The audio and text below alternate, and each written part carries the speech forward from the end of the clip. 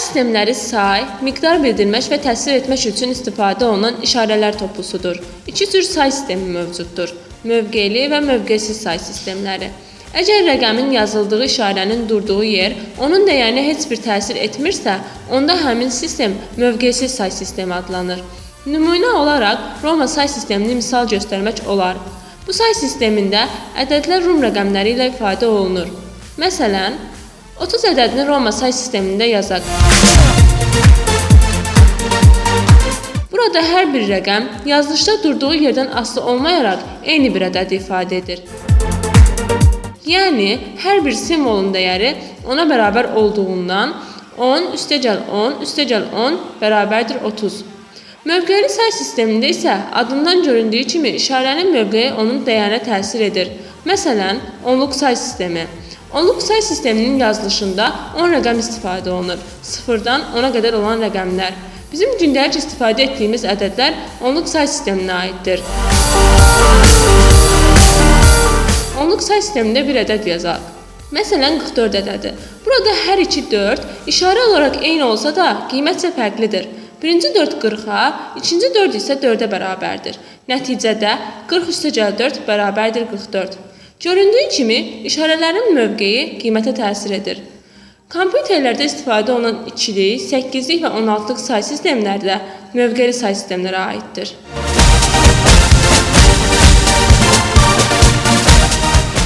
İkilik say sistemində adından da göründüyü kimi iki rəqəm mövcuddur: 0 və 1. Bütün ədədlər 0 və 1-lərin ardıcıllığı şəklində ifadə olunur. Məsələn,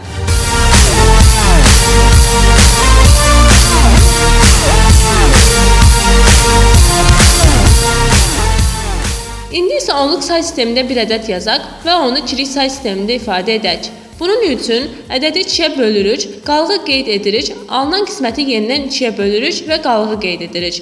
Qismətdə 0 alınana kimi bu prosesi davam etdiririk. Sonra alınmış qalıqları sonuncudan başlayaraq soldan sağa yazırıq və sistemləri bir-birindən fərqləndirmək üçün indeksində əsasını qeyd edirik. Məsələn, 53 ədədi. 53/2 qismət 26, qalıq 1. 26 bölünsün 2, qismət 13, qalıq 0. Bu prosesi qismətdə 0 alınana qədər davam etdirək.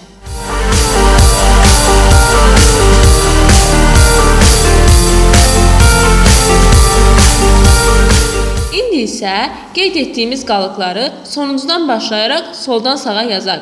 1, 1, 0, 1, 0, 1.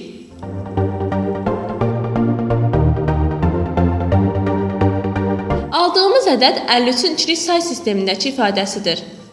Ümumiyyətlə, onluq say sistemindən hər hansı bir say sisteminə keçərkən həmin sistemin əsasına bölürük. Bu üsul bölmə üsulu adlanır. Başqa bir üsulla yazaq.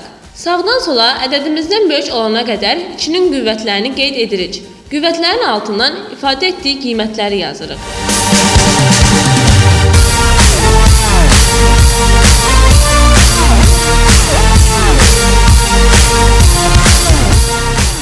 Sonra ədədimizdən ən böyük qiyməti çıxırıq və altından 1 yazırıq. Əgər alınmış fərq növbəti qiymətdən böyükdürsə, həmin qiyməti çıxırıq və altından 1 yazırıq. Əgər kiçikdirsə, altından 0 qeyd edirik və növbəti qüvvətə keçirik. Bu prosesi fərq 0 alınana kimi davam etdiririk. Nəticədə, cavab 0 alınana qədər çıxdığımız qüvvətlərin altından 1, istifadə etmədiyimiz qüvvətlərin altından 0 qeyd edirik və soldan sağa yazılmış 0 və 1-lərdən ibarət nəticə ədədimizin ikilik say sistemindəki ifadəsidir. Bu üsul isə çıxma üsulu adlanır. İkilik say sistemindəki bir ədəd onluq say sistemində yazaq. Məsələn, rəqəmlərin altında 2-nin qüvvətlərini sağdan sola düzək.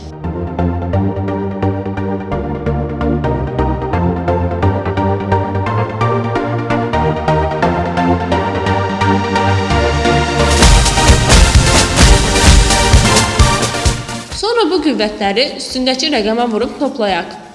1 vurulsun 2/5, üstəgəl 1 vurulsun 2/4, üstəgəl 0 vurulsun 2/3, üstəgəl 1 vurulsun 2/2, üstəgəl 0 vurulsun 2/1, üstəgəl 1 vurulsun 2 üstü 0 bərabərdir.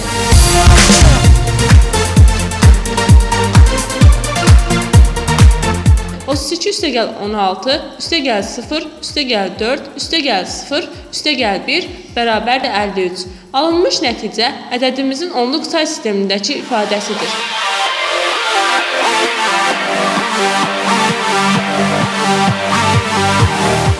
8'lik say sistemində 8 rəqəmdən istifadə olunur. 0-dan 8-ə qədər olan rəqəmlər. Bu rəqəmlər vasitəsilə yazılmış ədədlərin indeksində 8 qeyd olunur. Məsələn,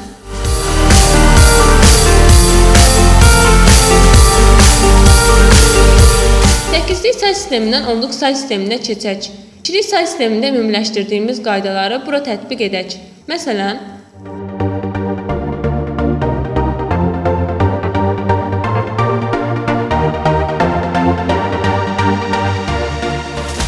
rəqəmlərin altında 8-in qüvvətlərini sağdan sola düzək. Sonra hər bir qüvvəti üstündəki rəqəmə vurub toplayaq.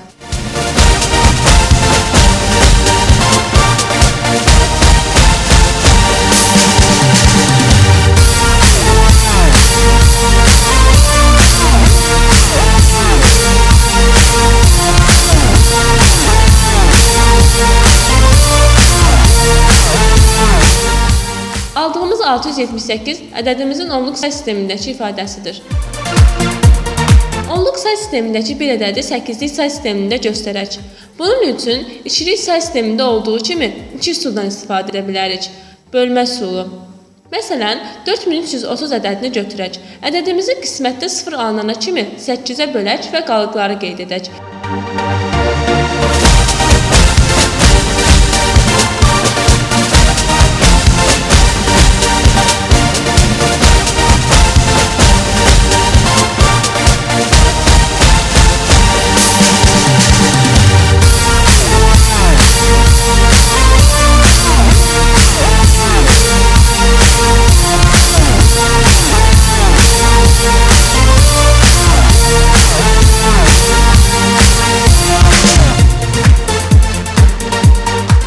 Qeyd etdiyimiz qalıqları sonuncudan başlayaraq soldan sağa düzək. Alınmış nəticə 4330-un 8'lik say sistemindəki ifadəsidir.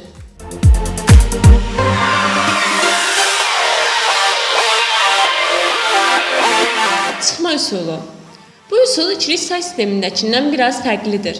Bu fərqi nümunə üzərində izah edək. Yenə 4330 ədədini götürək və 8'in qüvvətlərini 4330-dan böyük olana qədər düzək.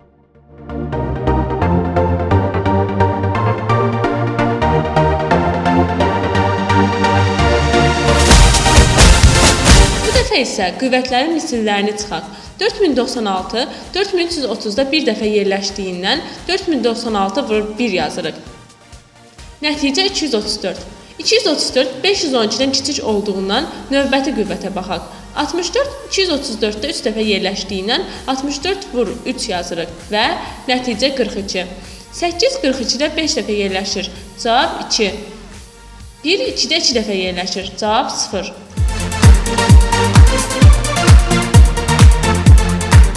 Sonra 4096-nın altından 1 yazırıq. 64-ün altından 3, 8-in altından 5, 1-in altından 2 yazırıq. 512-ni istifadə etmədiyimizdən altından 0 yazırıq.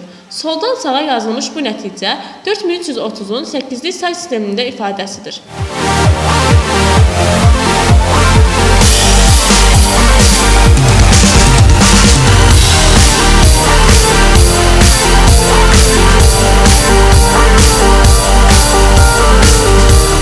İkilik say sistemindən 8'lik say sisteminə keçək. İkilik say sistemində bir ədəd götürək və onu sağdan başlayaraq 3-3 bölək. Əgər son bölgüdə 3-dən az rəqəm qalsa, 3-ə tamamlamaq üçün 0 əlavə edək.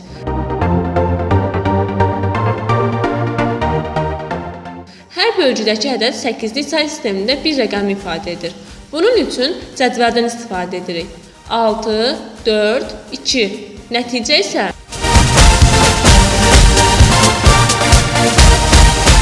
8'lik say sistemindən ikilik say sisteminə keçək. Həmin qaydanı əksinə icra edirik. Cədvəldən istifadə edərək yazaq.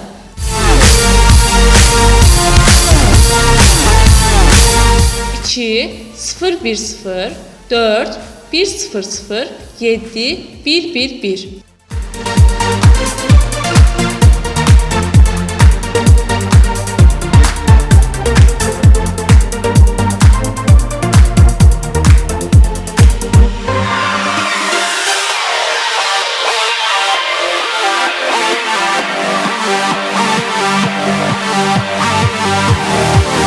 Altılı say sistemi digərlərindən biraz fərqlidir.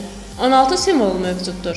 0, 1, 2, 3, 4, 5, 6, 7, 8, 9, A, B, C, D, Y və F.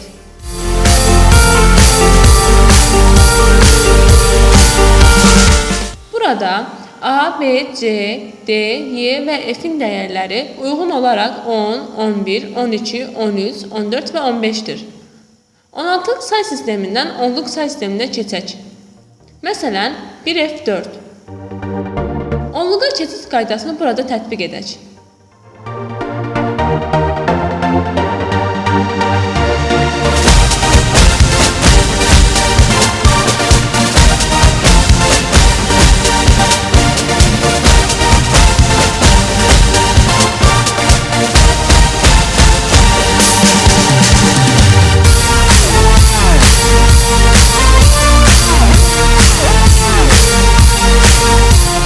Alınmış 500 ədədi 1F4-ün 10-luq say sistemində ifadəsidir.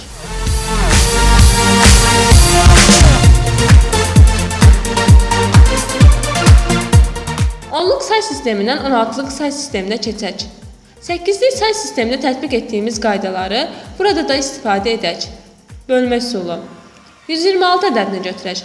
Əgər qalıqda 10, 11, 12, 13, 14 və yaxud da 15 ədədlərindən biri alınarsa, ona uyğun olaraq A, B, C, D, Y, F kimi qeyd edirik. Burada 14, 16-lıq say sistemində Y ilə ifadə olunub. Nəticə 7Y.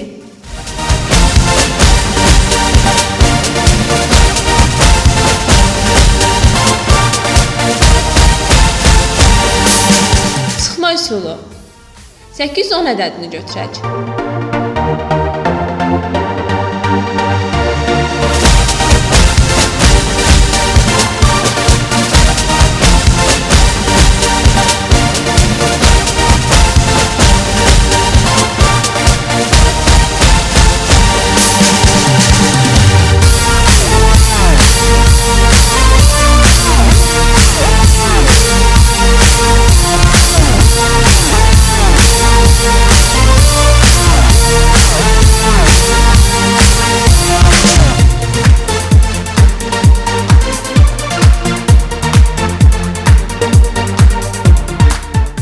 Nəticə 3, 2A.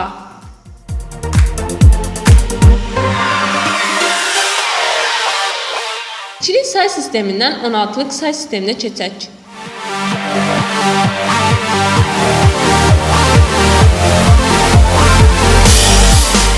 Ədədi sağdan başlayaraq 4-4 bölürük. Əgər son bölgüdə rəqəmlərin sayı 4 deyilsə, sıfırlar əlavə edərək 4-ə tamamlayırıq. Hər bölgü 16-lıq say sistemində bir simvolu ifadə edir. Bunun üçün cədvəldən istifadə edirik. Burada 0, 1, 1, 0 16-lıq say sistemində 6-nı, 1, 0, 1, 0 16-lıq say sistemində A-nı ifadə etdiyindən nəticə A6. 16-lıq say sistemindən ikilik say sisteminə keçid də bu cədvələ uyğun olaraq aparılır. Məsələn, 3D9.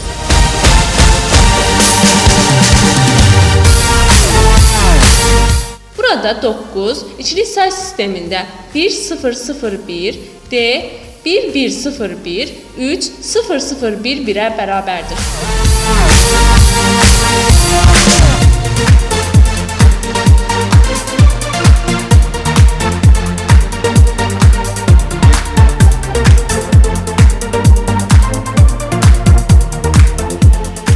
Altılıq say sistemindən 8-lik say sisteminə keçək.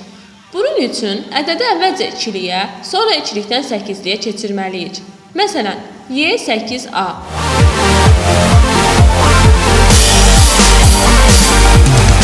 Burada A içilik say sistemində 1 0 1 0, 8 1 0 0 0 və Y 1 1 1 0 deməkdir. Sonra alınmış bu ədədi sağdan başlayaraq 3 bölürük. Bu bölgülər də 8-lik say sistemində bir simvol ifadə edir. 2 1 2 7 və nəticə 7 2 1 2.